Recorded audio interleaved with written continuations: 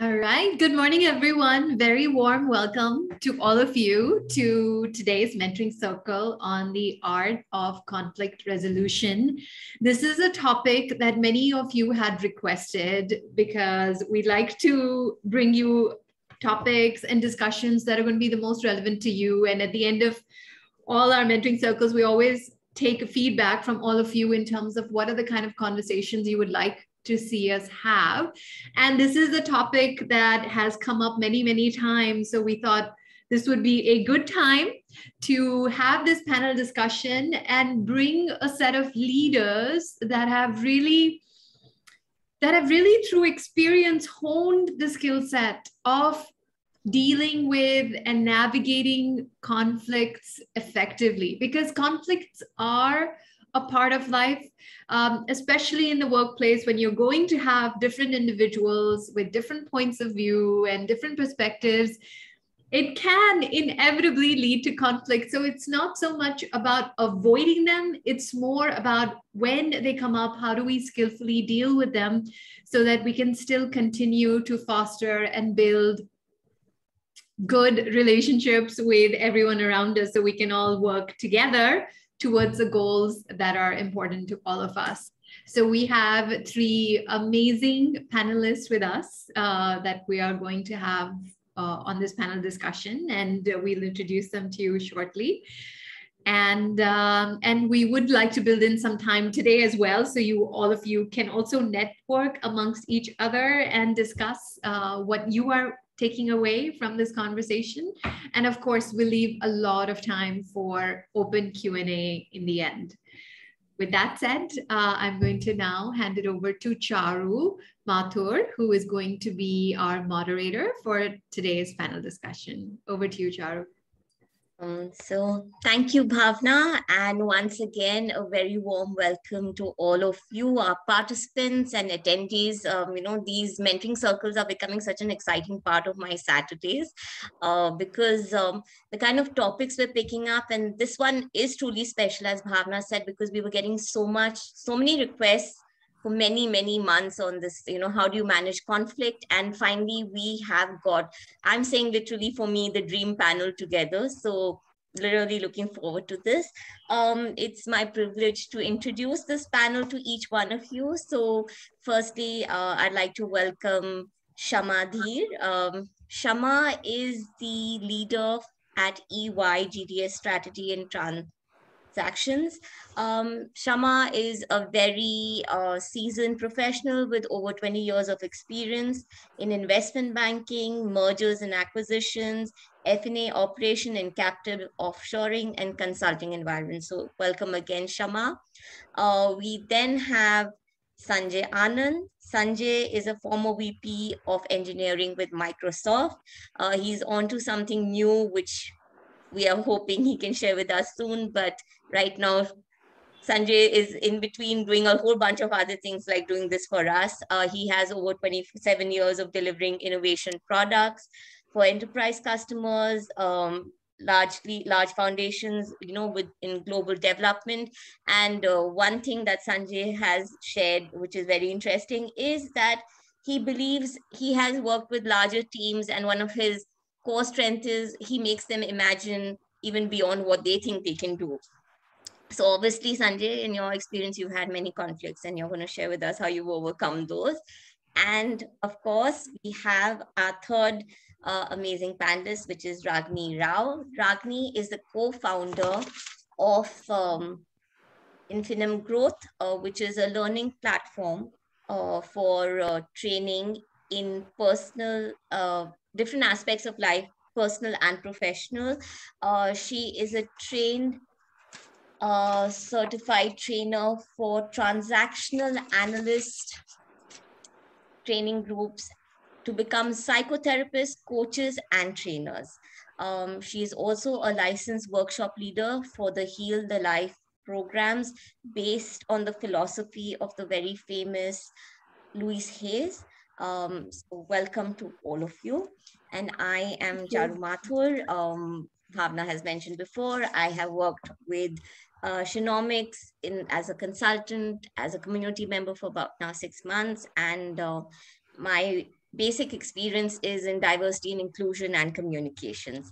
So we're off to a good start. And, so this topic has been really interesting because when we started out planning for it, the kind of feedback or the buzzwords around it is touchy. Okay, it's a tough one. Oh, I would like to crack that one. So obviously, it's a very much a part of our DNA, whether it's our personal relationships or our work life. Yeah. And of course, it comes with the good old grandmother's advice of you want to manage conflicts, be practical. Yeah. But we all know how that works because, as Ron Price, who's like an executive coach and a business advisor, had rightly said, conflicts are one thing, whether it's business or personal, they run high on emotion. Yeah. But that given, there's obviously a way to manage it in the best possible way. And we believe with the right capability or the right mindset, we can. But of course, there's always a learning curve of how can we do it or how can we do it better. And today, really, we have these group of leaders who are going to tell us with a little different lens and maybe a little tweak in our approach how we can make this better for us and the people who really matter to us. So Sanjay, I'm actually going to start with you. Yeah.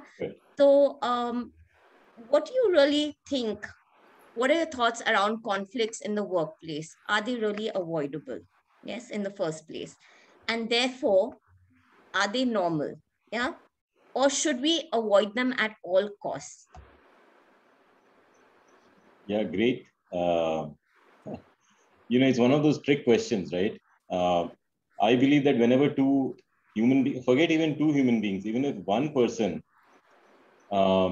thinks through the span of a day, they are in conflict with themselves. And I think that is the summary, that is my learning over these years around conflict. A lot of conflict arises because we ourselves don't know what we want, what we need, what we fear. So naturally, when multiple people are together, conflict is inevitable. But I would go further. I think conflict is a gift, because unless two individuals are able to have a opposing or perhaps at least slightly divergent from the other points of view, where's the learning? Whenever I walk into an organization, a new organization, let's say you walk into a new organization as a leader, the proverbial CEO's first 90 days, one of the first things I try to see is the niceness factor in an organization. In other words, if the organization is too nice and everybody is so kind to each other, kindness is different from politeness, is different from agreeability, is different from if everybody is agreeing on everything, then it's a red flag. It's like, hey, how is it possible? Is there enough discourse? Are people going deep enough? Is there enough passion? Do people care enough? So I do believe that conflict at some level is a welcome thing in an organization. And I'll leave it there. I'd love to hear from, the other people on this call as well. But I do believe that it's a gift. What to do with the gift is a completely different angle altogether. How do you do it is, hopefully we'll get to those. But right. at the beginning, I would state that conflict is a gift. Right. So given that we've kind of established from you, Sanjay, that, conflicts are a given gift, hopefully agreeable and in a good surrounding. But there's no running away from conflicts. Yep. Yeah, sure. And yes, in many ways, I do also agree. But Ragini, what do you have to say? Like, can conflicts be avoided absolutely at the very start, or it's just a part of life? I think I'm very much in agreement with what Sanjay just said. I think conflicts are a very healthy aspect of our life. I think without conflict, there cannot be growth. Yeah. And like you rightly said, if everything is so hunky-dory, then there's a red flag there, right? So, yes, I think sometimes it can be avoided. To really come to your question about avoiding, I think sometimes if we catch it at the beginning, then maybe it can be avoided. But I think mostly I see conflict as a very important for growth. In fact, there was a German philosopher called Hegel who talked about the dialectic theory, and he talked about how there is an interconnectedness between ideas, and how opposites, there's unity in opposites. So life and death, life has value because of death. Yeah. Freedom has value because of slavery. Yeah, like that. Yeah, same way, if there are two people in, and many people, there will be views which are people don't agree with, and therefore conflict is inevitable. And so he went on to say there is always a thesis and an antithesis. And in the engagement of this thesis and antithesis is where synthesis happens. And synthesis is really growth. Synthesis is expansion, yeah, and evolution, in fact, yeah, if you look at it like that. So, I do think that, conflict is a way to grow. I mean, this is really my view and my experience also in my life. Thank you, Ragini, for sharing that. So we've all seen conflicts, like, right now when we're talking about it, there is a positivity spin to it, right? When you're talking about it, at least a lot of us may be thinking like, sure, there is diversity. Because of diversity in thought or different people, different situations, there's conflict. It's a part of life. It's a good part of life because that's where you grow from. And yet when we're in it and we're stuck, right, it's the biggest pain that you're going through.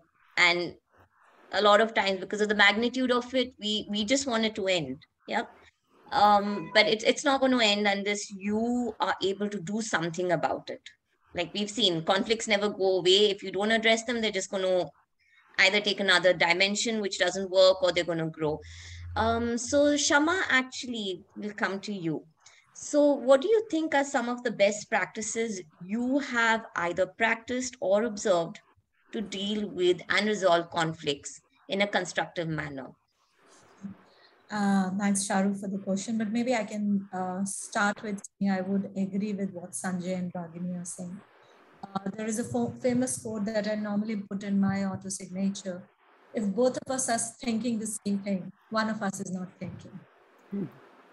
That to me is a summary of how conflict is important. I think to me, to all of us, and Ragini, to your point, you were talking of a German philosopher. I always go for conflict to Einstein, again from the same region. A lot of Einstein theories, if you see, have come in from sheer fact that he went through conflict within his mind, within his fellow scientists. And even the theory of relativity is all about conflict, right? One person, one position against other. This is all about conflict. Having said that, Charu, I do appreciate these are all good things to talk about, good philosophies. We can look at those things on a hindsight and say, you know what, when we went through it, see, this is the outcome. But when we're going through the process, it is painful. And I think we are all humans. To feel bad of a situation where we are being challenged or not being heard is a starting point of being in any conflict. And like with all of us, I have gone through that. Personally, professionally, and as well as personally, I think all of us do that.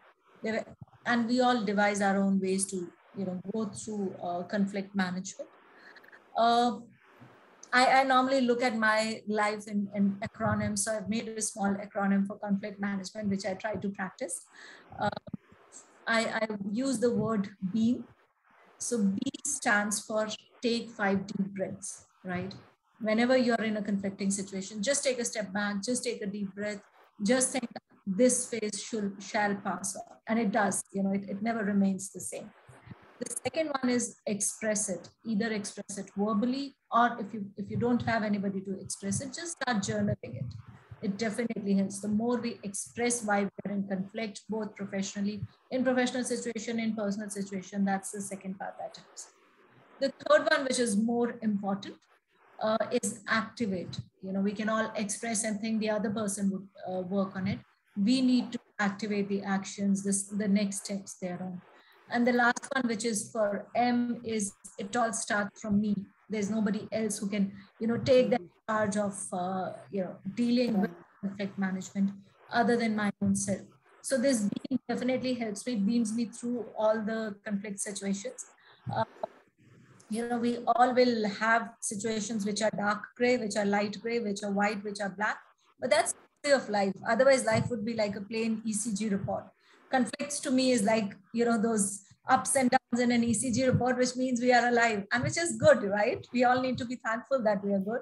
We all need to be thankful that there are people who put us in challenging situations, to what Ragini and Sanjay were saying earlier. Otherwise, we'll not find new solutions. So that, in a summary, is how I deal with conflict.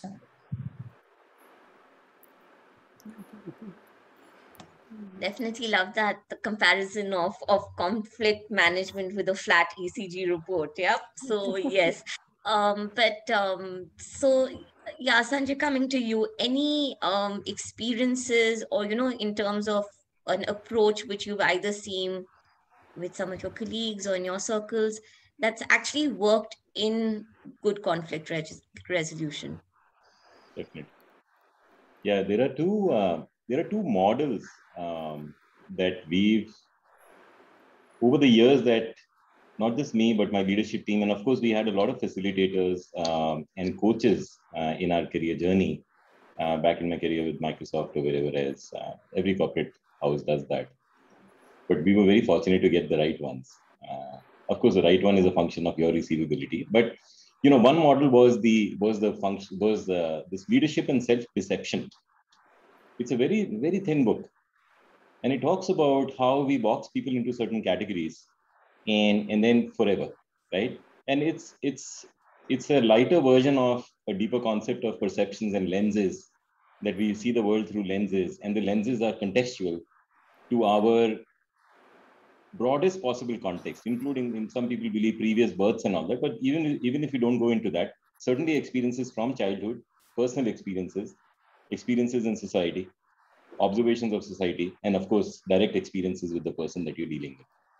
So one is that level. So how do you break that? Because the start of a conflict resolution process, of course, Beam is excellent, because it starts with recognizing that there is a conflict.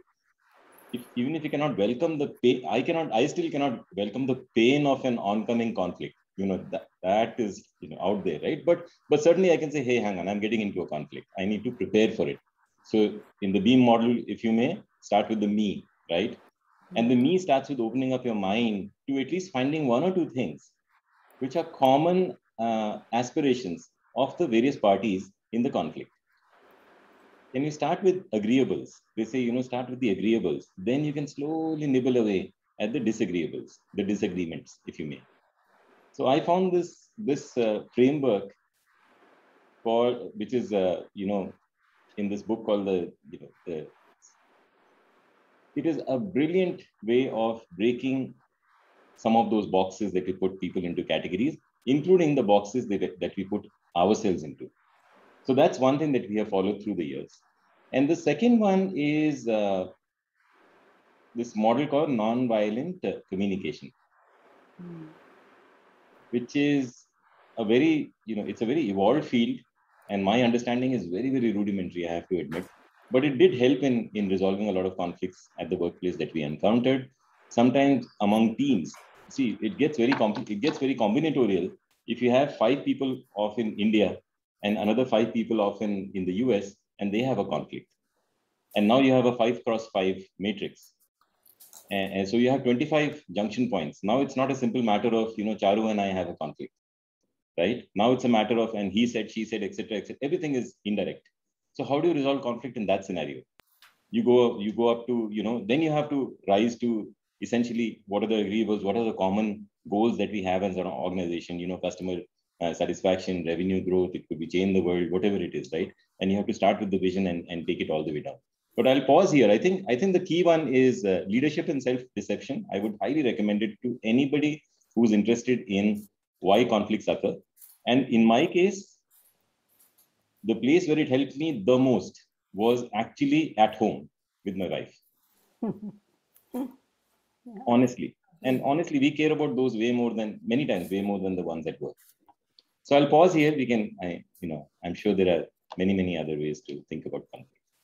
Sure. No, and so with conflict, you're right. One of the was hearing what Kshama just said, and also, like you mentioned, and you brought a very important relationship, into play, right? So conflicts, typically conflict in any area and conflicts in a personal space actually have this way of, transpiring across then everything that we're doing. Yeah. So what we would sometimes consider is a management principle is really a life skill, yeah, which we're all trying to get better at or get our way around. Ragini, any thoughts from you?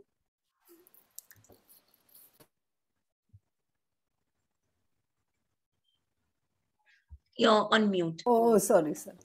I was just relating to what Sanjay was saying, and which is so true that I think a lot of our experiences of conflict management really comes from our personal experiences.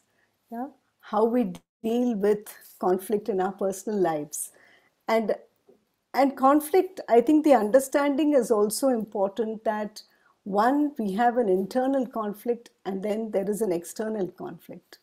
Yeah. I think to be able to differentiate that in any situation. Yeah. Because even at workplace, a lot of times we have conflicts with people. It may not be actually a conflict with them. It could be something that we are mirroring about ourselves. It's an internal conflict that is getting projected. So I think a deeper level of self-awareness, really knowing what am I struggling with, yeah, and what is it that's stopping me from seeing the other person's point of view or perspective.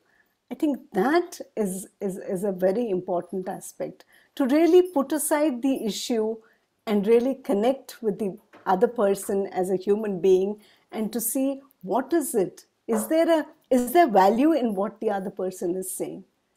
Yeah, to be able to really step back and reflect, and that is very useful when we are dealing with our own internal conflicts also, because we don't want to accept. Yeah, so we all have two sides of us, right? There's this, we use these language of the witch mother and the gaudy fairy godmother.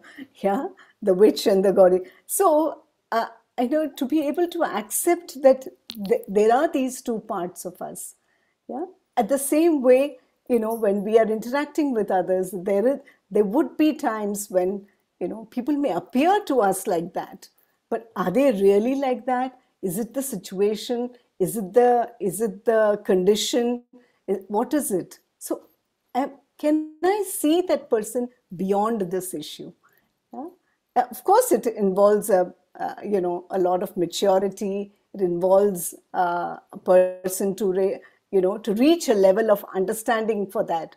But I think that is the process. I think we are all work in progress, and we are all working towards wanting to be like that.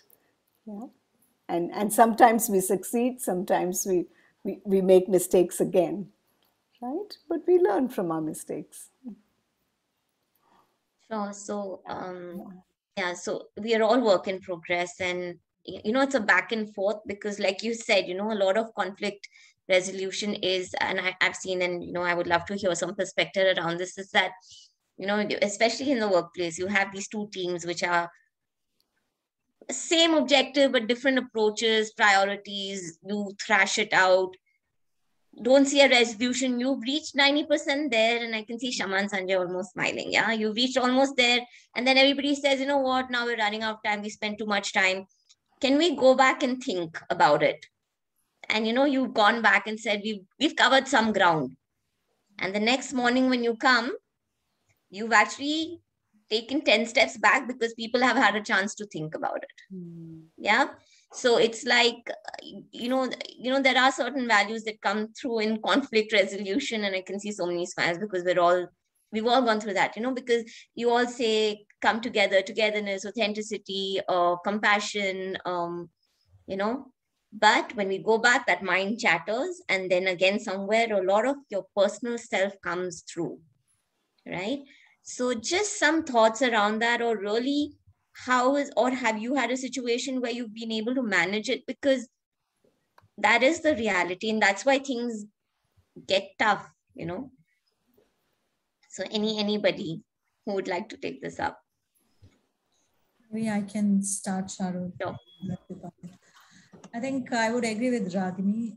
It's all about thinking. We are all work in progress. Conflict management to me, and not only externally but internally, is a very spiritual process, right? What we need to do to resolve conflict is silence that inner chitter chatter that goes on in our mind. More often than not, the situations we enter into, 90% of them are just our mind made up. They're not real, right? They don't happen. We all tend to think this is what I'll say, and then the person would react like this. Then this is going to be the chain reaction. So more often than not, before we get into the situation, we've already made up our mind what that situation is going to be, as before we enter into that situation. So I think it's all about taking that step back and thinking through, am I really making up the situation, or is the situation really so great? And my own personal experience is, it's not life and death situation as we make it in most of the situation. It is normally a crack of egos between the individuals involved. It is my perspective, your perspective. It is, I think this is a better way to resolve other than some other way to resolve. So some of those elements do come in, as we get into conflict management. I can tell you, as a leader, it is always a very, difficult situation. How do you balance the two sides of the equation? And there are points in me when I normally equate leadership with parenting, because it's the same thing. You're resolving conflicts with your kids at home, or with relation between, I have a teenage daughter, so I can very well understand, and I'm sure most of you have gone through teenage kids or siblings. You can understand the kind of that we go through. So to me, leadership is equally, leadership in conflict management is equally like parenting a teenage kid who would come up with a new ask every now and then, and you just say, this used to not happen in my age or my times, right? So that is about it. And if you permit me, I again have an acronym way to look at resolving this from a leadership level, and I call it dashing. It's a little bit action oriented, and I've implemented both in my actions with my daughter as well as with my team. So first is, as a leader, it is very sad to see two of your team members or two of the team groups conflicting. So I need to distance myself from the emotions, right? So I just distance myself from the emotions of that particular situation. Why are they fighting? Why are they not agreeing? This is for the better good of the overall team, overall business.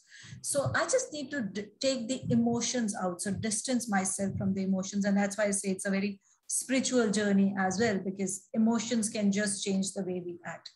The second one is, I have to accept. The more I accept that the people in my team, the team leaders, the business unit leaders, they can be at conflict because they are different individuals. They might look at a situation very differently. Once I start looking at it, the third step becomes obvious, is simplify the situation at hand. It is not so complex. More often than not, conflicts do not arise on a matter. I mean, ultimately, an Elon Musk can't launch a rocket, the space. The basic conflict is, should we be going ahead with the spacecraft or not? It might be few engineering points that they are looking at, right? So just simplify the situation at hand. And the next one, once you simplify it, is just hear people out. Hearing is the most important element, post acceptance. Acceptance and hearing, they just solve anything and everything in the world. I think we just underestimate those two elements as much. And I is involve the people who are going to be part of the actions later on, who are going to be part of the implementation. The more you involve, the more inclusive the leadership becomes, the easier it is. And the end is, always understand, once you have resolved everything, there would be new situations which would come in. again, you will get into a problem of conflict time and again. And the G is the most important element for me personally. I just let go. Just let the situation be chaotic for some time. More often than not, it would solve if it has not solved by the first 5 methods. So that kind of a dashing methodology has helped me through. It has helped me for last 7 years since the time my daughter has been in teenage. It has helped me for last 7 years since the time I've taken up a bigger team leading role kind of a thing. But again, as I mentioned, it will all start from you. It will all have, we all need to kind of keep on reminding ourselves time and again, and then we, kind of get whatever works for us. To each one of us, it might be a different way to look at it. But that would be my mantra. Back to you.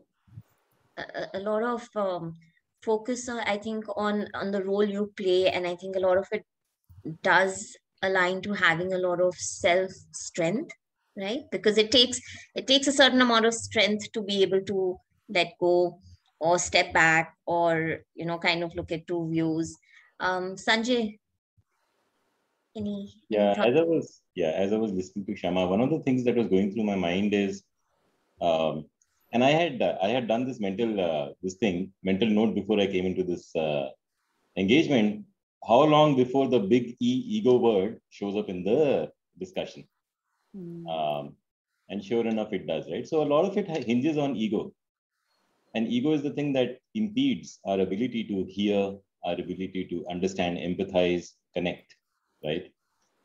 The other thing that I've seen over the years is the lack of trust. See, trust is a very fun. Trust has to be the bedrock of an organization or any unit. And it goes back to encompassing the broadest possible stakeholders, right? You said involve. Kshama, you said involve, right? Yeah.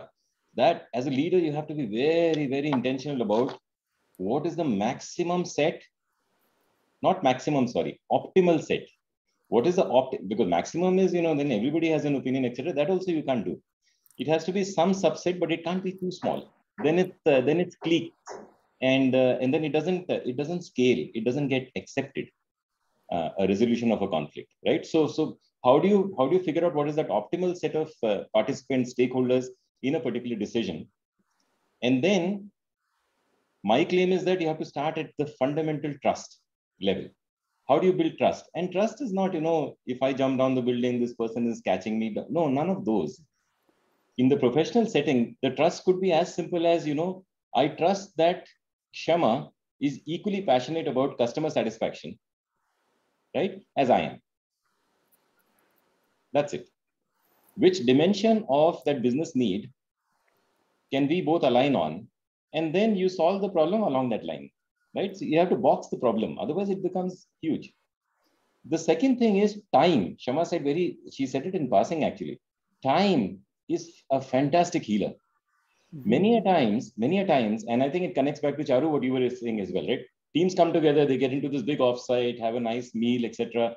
All the problems are resolved. Then they go back into their dens and they go, hey, hang on, I think we gave away too much. Right? And then all of a sudden the conflict is back open. In fact, it's worse. Now you already know what the other person's stance is, etc., etc. So you know how to, bat whichever ball, etc. So it can get really compounding. Of course, the thing that's building that compounding is your ego. Okay, I'm smarter. I thought of it first, and holy cow, etc. So how do you break that logjam, right? How do you break that logjam? Sometimes I have realized exactly what Kshama said. You just let it simmer for a while. It's okay. Because time does a few things. It tires people out. Human nature by nature is very shift. So tomorrow it's another shiny object. So all of a sudden the stakes, the ego, all of that comes down on the particular problem that you're conflicting around. And new information emerges. People's natures do mellow over time. People build trust over time, right? So I would say these two things. How do you build trust in the optimal stakeholder set? And then strategically give some of these time. But you can't wait too long. If you wait for too long as a leader, then the conflict becomes a festering this thing, etc., etc. We can go into that as well. I'm sure Ragini might take us there. Right. So one question that I've also seen, since I was also waiting for these words: ego, patience, trust, right? And one thing around trust, right? So there are certain people who inherently have a lot of self-confidence, so they can trust pretty easily, right? Then there are people who say they've not done enough to build that trust, right? So what is trust something which is again a self-driven emotion and value that you build, or is very dependent on others' actions? Like what do you think about that? Any one of you who can take that up. Ragini, please. Yeah. Yeah. I think trust really begins at a very, very primal stage of our lives. I think it starts from birth or even before. Yeah. Because I think we all just hold trust in our bodies. It's not about just the mind. Yeah. So it really starts that early. Having said that, even our experiences after our birth, and how we have related with our immediate caretaker, whether it's the mother or whoever, I think that is what really builds it. So it's not so much a value, Charu. I think trust is something that we do build in relationship to the other. Yeah, the self and the other. The trust is something that is that exists between the self and the other. Yeah, it starts with the mother and then it moves to other people in our lives, right? So it is very much a part of any relationship, right? So I think it exists, and it's something that we have to build. Yeah, and we earn our trust. Yeah, so like we earn our respect, we also earn trust. So we learn to trust people, people learn to trust us, and that space of respect and a belief in basic human uh, dignity, I think, helps us to build that trust. Yeah, I think that's really the core of it. And I think the other thing that I would like to add here is, when conflicts are really bad, yeah, so there are some conflicts which are, easily solvable. But when conflicts are really bad, I think a mediator who can really be impartial, who can really listen to both parties, in the picture, I think that makes a lot of difference. I think that helps, and that I have seen that in my experience also. I'm also part of another. I lead another organization. It's an NGO, and I see, and conflicts typically come up when there are people who are already in some, holding some positions, and then new people come in, and then there is a conflict between the two. I think, you're all from corporates and you understand that. And I think, if as a mediator, if I'm really listening to both sides and being uh, and I think the word compassion comes here, not so much in a more romantic way, but in a very respectful way. Yeah, to be compassionate to both sides, I think, helps a lot, and that also again helps in building trust. Yeah. Yes, I know sometimes we do feel that trust is a little, it's intangible, but I do feel like through this conversation, some very core points that are coming through, like, trust is at an individual level, trust of intent, trust in time, trust in the process. It's trust across so many paradigms. Kshama, I know you've touched upon it a little bit, but really, what would you say is the role of a line manager or a leader in conflict management? Because a lot of us are very keen to solve this at the workplace, or even as a parent, if that's what you would like to talk about. Yeah. I mean, parenting and being a manager goes hand in hand for me. So yeah, I think, Charu, what I feel is a role of a person at a level who can resolve conflict. Forget the designation, the name, whatever we would want to give, or what society at large gives it a name, and what Ragini mentioned as a mediator is somebody who can look at the situation objectively, hear them out, hear the conflicting parties out. One is get them to a place or a situation of no fear zone, because more often than not, what happens in a conflicting situation is everybody is fearful of their own turf, or losing their own turf. The more comfortable we get the conflicting parties or the conflicting teams or team members to come into a zone of no fear, that's the most important thing. I think as a leader or as a manager or as a line manager or a counselor, what we should not be seen is favoring one person over the other. And hence more clearer communication on why a particular stance is important or not important is very, very critical. I think that is where most of us tend to fail, because we are not able to communicate very well. The clearer the communication is, the more objectively we put in the situation and the possible solutions in front of people, the more easy it becomes. Having said that, the fundamental thing that I'll keep on coming back to, Charu, is we all have to understand it is not an ego game. It's a game of understanding what is in the best interest of, let's say in case of an organization, what is in best interest of the organization or the business unit or the teams involved, and then only we act towards it. If we get ego into it, it is difficult. I typically would advise just take 5 steps back, think of the purpose of why we are doing a particular thing, or why in the first place we got into a conflict. More often than not, as you start getting back to purpose every now and then, most of the things would get resolved. So that would be my take, Charu. Start and end with purpose. Life becomes easy. It is not so complicated as we've made our lives to be. Great. I think some really valuable inputs over there, which we're already seeing coming through the chat.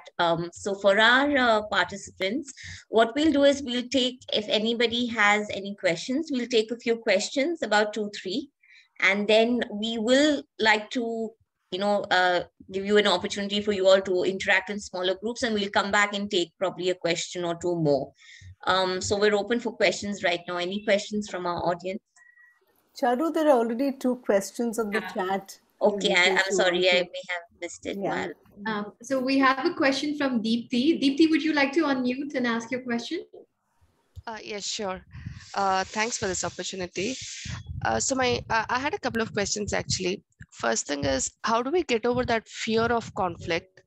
And next one was, how do we not let that internal conflict that we have to hold us back?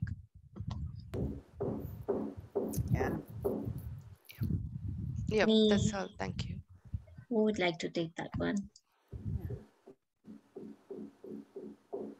Yeah. Ragini, do you want to take it? Yeah. Would you like to, Kshama? You have. No, I said, would you like to? I was. Okay. We're both asking you to take it. Yeah. Right. Okay. So I think as far as internal conflict, one is really to have an understanding of where is it stemming from. Yeah. And when you connect it to fear, Dipti, a lot of times our fears arise from past experiences that we have had. Yeah, and sometimes it could be the recent past, sometimes it can be past as in early childhood. So to really question ourselves that, is it true even today? Is it true that, does that hold true even in the present situation? Because as a child, I didn't have so many resources. I didn't have the knowledge. I didn't have the capability. But today, as an older person, I am capable of thinking and taking care of myself and even seeking support, right? So to able to really flesh it out and understand what is this conflict? What is this fear? Is it imagined? Is it real? And to go a little into the depth helps one to actually resolve it. Yeah? Yeah, that helps. Thank you. Yeah. Manu Anand, would you like to ask your question next? Thanks for the opportunity. So I think I got the gist of what you guys are saying. That's perfectly understood, right? But what about trouble between reasonable people, right? I think without any ego issues, but they're looking at the same problem, right? You and I go for a movie, we see different things, right? And that's how the whole Bollywood industry works, and that's how like people get what they want to see. What if the inherent values are in conflict? You're looking at a picture, you're looking at, for the lack of better example, you're looking at scalability, I'm looking at security. Which wins? Both of them are values. Both of them are values with sort of bearing in the past as well, right? I've been burnt with security before. You've been burned with scalability before. So who wins? I can take that. Hey, Manu. Right, Sanjay. Yeah, please. Yeah. It's just, Yeah. Very valid. I think even if you set aside ego for a second, first of all, I wanted to note that, Ragini, your point about fear as a primal, right at the seed is spot on. But not everything at work requires us to go, because otherwise we go crazy, right? If everything becomes an analysis of, primal needs. And sometimes it's good not to take it all the way there. As Kshama is also reminding us, it's serious nahi hai, it's okay, stay at the, resolve the issue. Try not to make it. So back to your question, I think one of the things that happens oftentimes is in our minds, when we are in a conflict, this desire to win, quote unquote, which may be driven by ego, may be driven by many factors. It could be actual outcomes, right? The desire to win sometimes deludes us into couching things as values. It is not. There is oftentimes I've seen that if two individuals go to the board, your example of scalability and security, if they just went to the board and they said, look, which order of priorities does your, what's your order? And you put them on a board, they may not quite align. But if you go to the next level of depth and you say, hey, hang on, are we okay with scaling at this level, but compromising security at that level? In other words, if the two parties start to walk towards each other, you realize that it may not be about, because scalability is not a value. It's just a fundamental attribute, right? It's just a system attribute. But then many times you'll see in conflicts, people take it to the highest level of values. I value integrity. Arey Baba, it's a huge word. Be careful when you use integrity. Not that people don't exhibit integrity, but then taking everything to the highest order of, value, integrity, honesty, compassion, it becomes couched in things that are not easy to reason with. Because the problem at hand, as Kshama is reminding us, is just around system design, prioritizing a bunch of features maybe. And by the way, this is exactly what Manu is asking, is exactly the question that most of, at least in technology sector, we encounter all the time, right? People get wedded to a particular implementation and all of a sudden attribute that implementation to have the deepest virtues. Forget values, virtues. It is pure. It's intrinsically, composable. Arey kya? It's just software. It's okay. It's okay, right? So sometimes just walking towards each other and breaking it down to the next level of detail gets people to realize that what they're conflicting on is actually not really a very deep value. It's a set of attributes. And then at that point, it's like, how do you solve the problem? Do you take a highway, westwards, or do you take, a detour, north and then westwards? So I'll pause here. Manu, I don't know if this addressed your question. No, absolutely, it did, right? So Sanjay, I think once you walk onto the board, right, then this reduces into the first problem which we were discussing, right? Then it becomes about ego issues, and then we do have a way of tackling that. So great, yeah. Thanks for the input. Yeah, totally. We'll take one more question from Shabana. Shabana, would you like to ask it in person, please? Hello, everyone. Good morning, good afternoon. So I've had this situation many years back where the line manager would create conflicts between the two of us, meaning me and my colleague, with conflicting issues. So tell me A and tell that person B, and remind each other of previous conflicts that have happened and create a very sensational situation where you are opted to believe that, the other person is always in the wrong situation. So use something like the preconceived notion, oh, this person is always doing this, or this person is always doing this. How do you manage that? And after the solution, I will tell you what I did and then what the person in that situation does. So this is about a story which happened about 9 years back with me, personal incident. So how would you deal? Because times have changed, situations have changed. I don't know if I did the right thing or wrong, but I just need to understand what the panel thinks about such situations where the line manager itself creates conflict. Thank you. Maybe I can take a pass at it. So first things first, Shabana, let me just give you my perspective. I don't think there's anything right or wrong in this world. It's all perspective, right? What your line manager would have done would be something that that individual would have thought is for the better good of the team, or at least what he or she would have thought would get the best out of two of you. That's the first assumption with which I would want to approach a problem. Right or wrong is a very, bigger subjective thing over a period of time as I've, gained age and maybe some wisdom. If God has been kind to me, I've started realizing there's nothing right and wrong. It's all what Einstein says, it's all relative, so nothing of that sort. But yeah, in a situation like this, Shabana, what I would have done definitely is be very open in my communication, not only to my line manager, but with the other colleague also. And beyond a particular point of time, I would not have kept on giving explanations to my action. Because what happens more often than not, the more explanations we give of our action, the more we start either, demeaning our own self-respect, our own, our own value for my good. So I don't want to do that.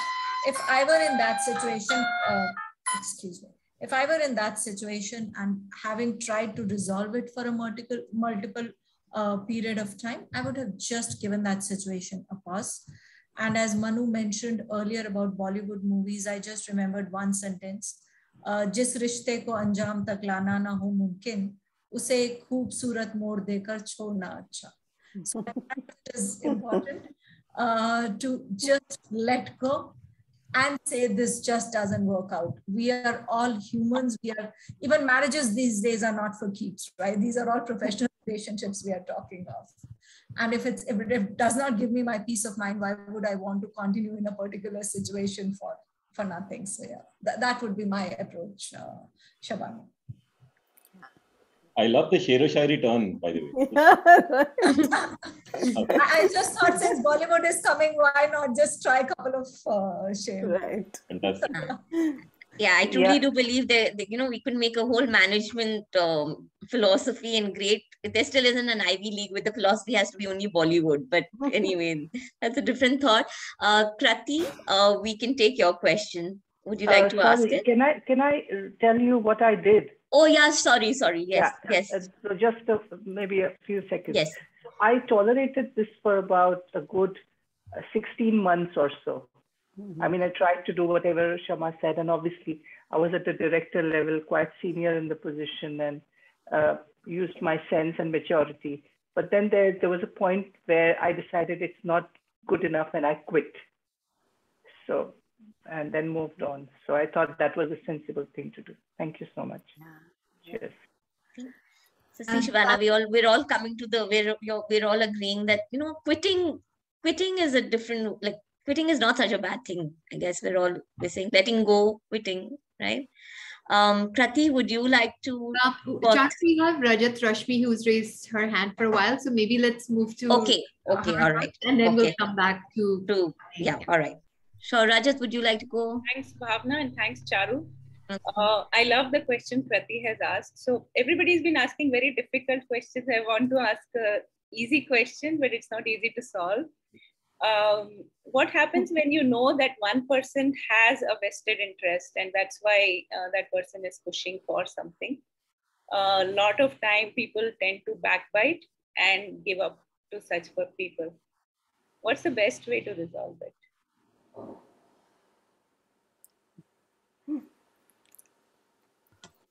Who would like to take that? Yeah, I don't mind. Thanks, Ragini. Yeah, I think if you already know that this person is doing it, what is stopping us from confronting? That's my question yes, to you. You're right. Yeah. So, I mean, you would confront, but because this person already has a vested interest, they become violent. They're very difficult to confront, because they're keeping their ears closed and they're just using, their power, usually in voice and whatever. And people get intimidated by that. So looks like there is a power game here then, which obviously then, I don't know in what context you are saying this. If it's an organization, then I would imagine that the management really takes it up and deals with it at a higher level where there has to be a consequence of that, right? Because if somebody is doing it with vested interest and there is it's such a serious problem, then it's not something which can be then dealt with a negotiation or a talking through and all of that. Then there has to be action. I think that again, for I think as leaders and people in senior management role, I think need to be mindful of that. That where is it that I can negotiate and discuss and do all that, and where do I need to step in and take action? I think that's really would be my take on this. Can I add one point? Sanjay. Yeah, please. So it's a very, very good question. In our world, we have this notion of, we call them prima donnas, right? People who are above it because of a skill set advantage, because of, tremendous track record, experience, many things, right? So they held on a pedestal. And all of a sudden, and if I could just take this other one as well, someone who's early in the career, what's a good way to put forward your point, right? So typically you match them up, and then there's another one around, I have joined new. So there's a general theme here, which is you have experienced people with tenure, 20 years, tremendous success behind them, obviously associated with huge ego now, and they are above the law. Now you're a new person on the block, and you have a valid point of view, you have a modern point of view, you can take two advantages on this one. As a leader of an organization which has this dynamic, what do you do? And as that junior person, what do you do? As a senior person as well, we could reflect, right? As a leader, it's about psychological safety. I think Kshama said this as much. There's no fear in the organization, right? Psychological safety. Anybody can bring up any conflict at any point of time, and they should feel safe to do so. We don't turn around and say, hey, you're a troublemaker, right? You're not focusing on your job. You're creating, unnecessary noise in the system. You're reducing the productivity of the team, right? If a person has a particular conflict, they have a fair, everybody should get a fair chance regardless of, their pecking order in the organization. The other one is, what do you do with that senior person who's tenured and on a pedestal? There are no pedestals. There ought to be no pedestals. Nobody is irreplaceable. It's a very straight shot, and I think it connects with what Ragini is saying. If an organization has this notion that there is nobody who's on a pedestal, then it enables the organization to have great ideas come from any part of the organization, and no amount of prior experience or tenure or reputation can trump it. This is the thing that Microsoft has followed, for instance, for the last 7 years. It's called growth mindset.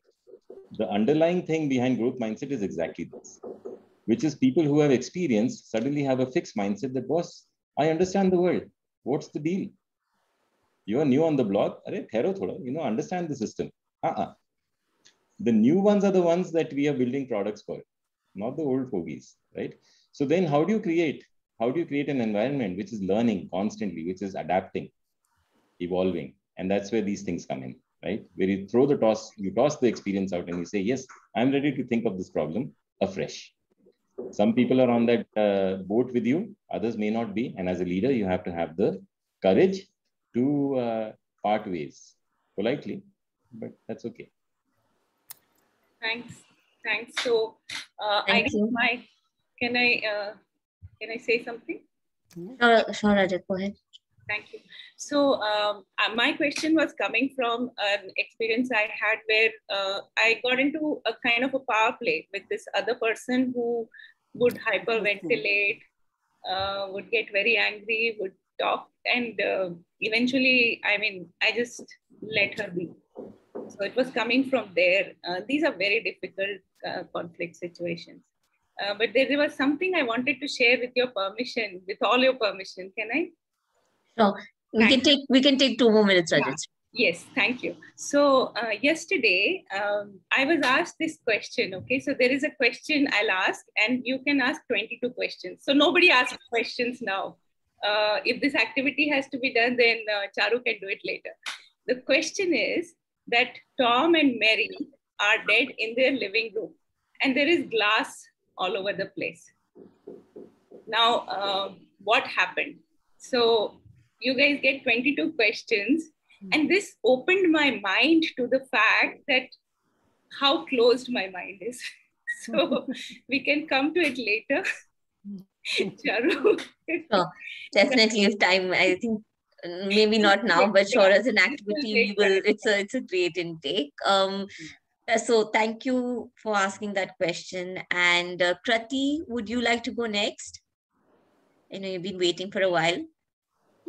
Thanks, Charu. I think, yeah, it was answered very well. Sorry? Yeah, am I audible? No, not. I could ask your question though. 1 second. So Krati has a question for us. For someone who is early in their career, what would be the ideal way to put forward your point of view with a senior member in the team? At times you feel that you have a good point, but you can only argue till a small point. I think Sanjay kind of answered that question when he was answering Jit's question. And, I'll kind of try to challenge all of us, when I'm looking at the questions and even the conversations is, most of the organizations today, Krati, would be very open to young people coming in and giving in their ideas. I mean, time and again, what has been proven is it is the younger set of generation which will get in the new models that we are operating. I mean, get it to Oyos of the world or Facebooks of the world or Microsofts of the world. I think when Bill Gates created Microsoft, he was not old enough as some of us here on the panel, right? So organizations are open, very similar to what Sanjay mentioned about Microsoft. We'll have a similar kind of thing in EY, and I can bet in most of the organizations these days. The second thing, Krati, why I would want to challenge you a slight bit is you don't have to argue to a point. You have to prove what you're saying is making sense, and proving or giving a proof of concept in a software kind of a world or in a consulting world is very different than arguing. I think more often than not, what happens is, or why we get into conflicting situation is, we start arguing, which is where we start getting our ego get the best of us, rather than making it why it is worthwhile for the organization to do it. I can tell you more often than not, it is, it is in organization interest that young people come and give their ideas. I'll also share a small anecdote because I come from a consulting world. We normally say you go ahead and give your idea. If for the first 2 months, people brush off your ideas, you are going in the right direction. If after 2 months, people start listening to your ideas, that means your idea is perfect.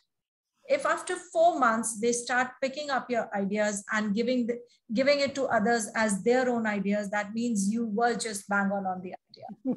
The only thing that you'll have to, let go of is this ego of it was my idea, I had to take it to the last stretch, because starting point might be your idea. More often than not, and most of the startups that we see today, the starting and then the scaling point. The person who starts the idea might not be the one who can scale up the idea.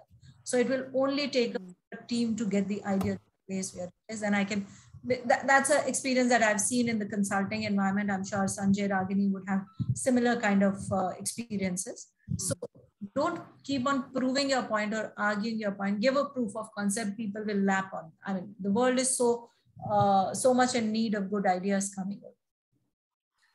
So that would be my take to you. Thanks. Thanks, Kshama. Leena, you had put up your hand. Would you like to ask a question? Thank you so much. In the interest of time, I will make it real quick.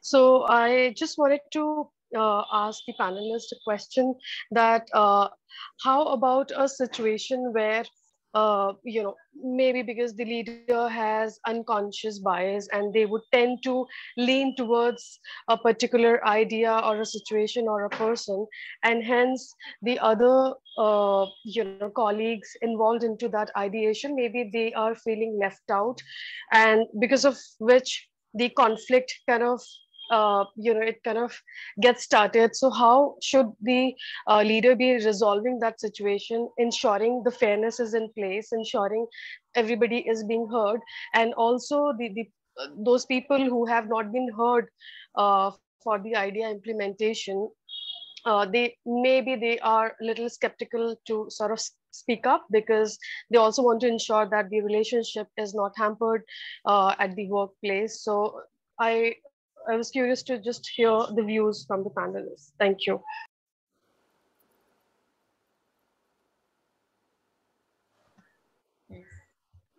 Ragini, thanks. Ragini, are you going to be able to take that up? No, I thought I saw Sanjay nodding, and I thought he was. Yeah, I also would you thought like Sanjay to? I was calling for you. Go ahead. Please.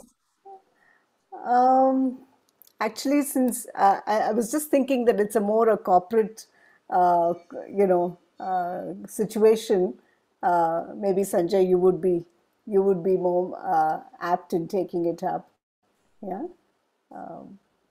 I can take a crack at this. Yeah. This is a very important. Thanks, Ragini. Leena, very important question. Yeah, and I think one of the things that so there are two perspectives again, right? So there's what do you do as a leader, and then how do you respond to that as a team member who happens to be outside of that preferred bias zone.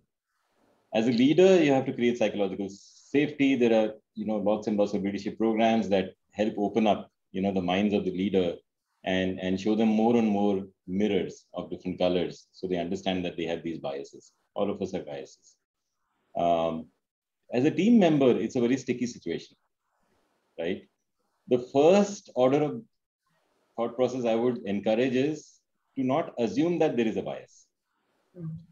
See, I don't know. I mean, I can speak in generalize. The problem here is that it becomes very specific very quickly, and but at a general level, if we assume that leaders rise to those places because they have exhibited fairness in their careers and hence had followership, maybe as a team member, at least as a starting point, not assume that the person has a bias, and operate from that vantage, because what that ends up enabling is that your arguments or your points of view tend to be much more amenable to the broader acceptance, right? Because then the leader also is not coming in, because the moment you approach a leader with, hey, I think you have a bias, you tend to go for, these kinds of ideas, you've already put the leader into the box, right?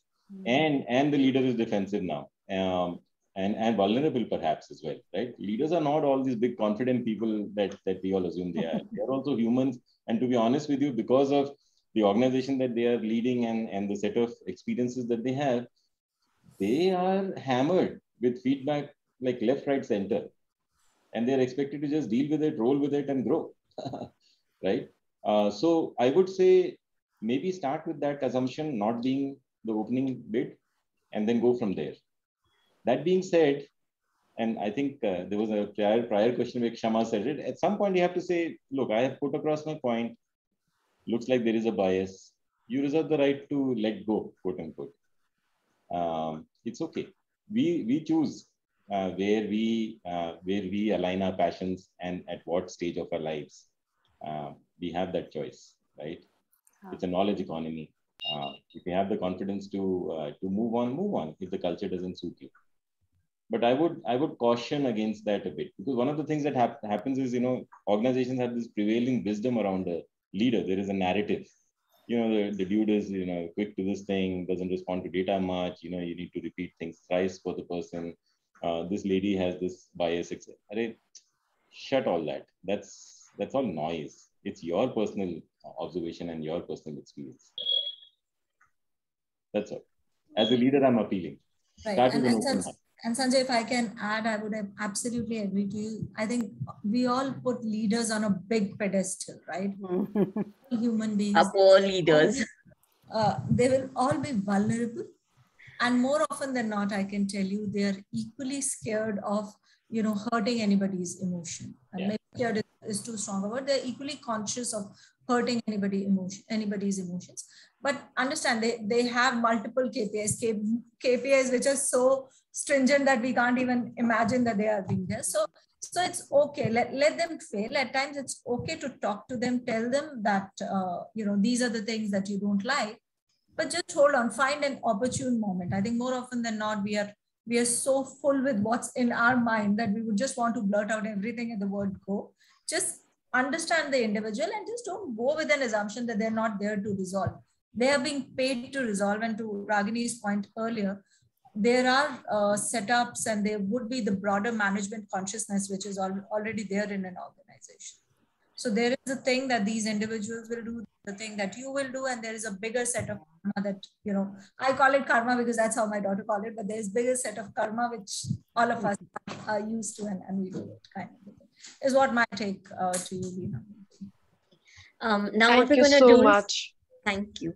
Thanks. So now what we're going to do is we'll just break out for 8 minutes where we would like all of you to come together in your smaller groups and actually just reflect. And after hearing today's session, what is your learning, or is there like a switch, a little bit of journey that you started in how you're going to look at conflict resolution in a better way for yourselves and those around you? Yeah. So I'll just put you all into breakout rooms.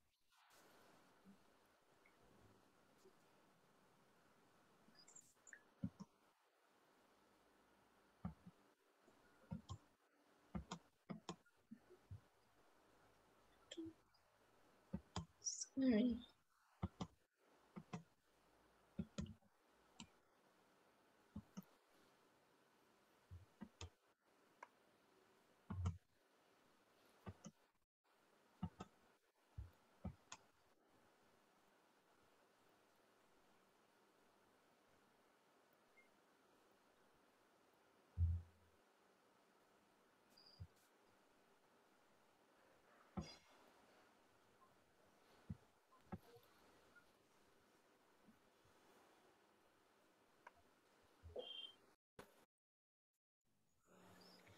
Right. So thanks everybody, and hope you all had a good discussion. While it was short-lived, but still yet good. Just one, we have like 5 minutes. So is there any one of you who would like to either share some insights or some experience with us, with this group? Would you like me to do that activity? Okay. Rajat, we don't have time right now, but next time, yeah. That's definitely not a 5-minute activity. I can take a crack at this. Okay, sure, Sanjay, go ahead. Right? Is that your expectation, or did you expect one of the? I was anybody. I didn't. Anybody? Okay. I came with no bias. See, that's my learning. I said whoever takes it up. No, I misunderstood. I'll keep. But anybody who can take it up. Okay, so can I share? Sure, Rajat, go. Thank you. You're sharing an experience? Yeah, Charu. Yeah, go ahead. So in our breakout room, we were 3 people, and one of them manages like 35 people. So we were very excited about hearing her view, because I had managed a team when I was with a corporate. Now I have my own thing, and I'm not right now managing teams. So we were listening to her, and one of the questions asked to her was that you have to take care of a lot of personal issues as a leader of a team, you know. And she was explaining how one of the team members cannot come every day of the week. So out of 5 days, 2 days, he or she is not well and can't come. So it's quite amazing to see how people manage other people in order to make them perform and also take care of their personal life and bring a balance. This used to be a challenge for me also, so I wanted to share this. Thank you, Rajat. I think we're actually just in time. So I would like to thank, first of all, our panelists for being so open and so honest with your views and sharing your experiences. So it's been a great discussion. And as always, thank you to our community members for participating in such numbers and with such enthusiasm. That's what keeps us going. And we have put in the link for your feedback, because, you know, your feedback, of course, it's a great way for us to know what we're doing well, but what we need to do better. And also, you know, the topics that are relevant to you, because that's what we really want to do to create value. Yeah. So please do share your feedback. We just want you to stay back for a minute, because my colleague and friend Pooja has some little information to share about one of the Shenomics programs. Pooja? Charu, I think Pooja doesn't have very good connection, so I'll just quickly make that announcement. Go ahead. Pooja wanted to share our the next iteration of our signature public program, The Conscious Woman. We're going to be opening that up for the application up for the next cohort in a few weeks. So just, I think all of you, I imagine, are already part of our newsletter and our list. So you will hear about that. And that's a great program. It's our signature program that takes everyone through a holistic journey of learning how to both live and lead more consciously. And includes our mindfulness-based training program, mentoring with mentors such as you've heard from today, coaching, and a huge learning by doing component as well. So you can look out for details on that in your email. Thanks, Charu. Okay. So thank you, Bhavna, and thank you everybody once more, and have a good weekend ahead. And we're coming up for another good cycle of festivals. So stay well and have a good time, everybody. And cheers. Thank you. Thank you. Thanks, everyone. Bye. Bye. Thanks. Bye. Bye. Thank you. Thank Nice you. to meet both of you. Yeah, Sanjay, Kshama, Thank you, everyone. lovely to Thank meet you, you all, Sanjay. Bhavna. Thank you. Thank you very much. To all the participants too, thank you. Thanks, Charu, Bhavna. Good to see you again. Bye. Of course, thank you, Sanjay. Yeah. Has Kshama dropped off? I think she has. I believe so, yes. Thank you, everyone. Have a great weekend. Yeah. Okay.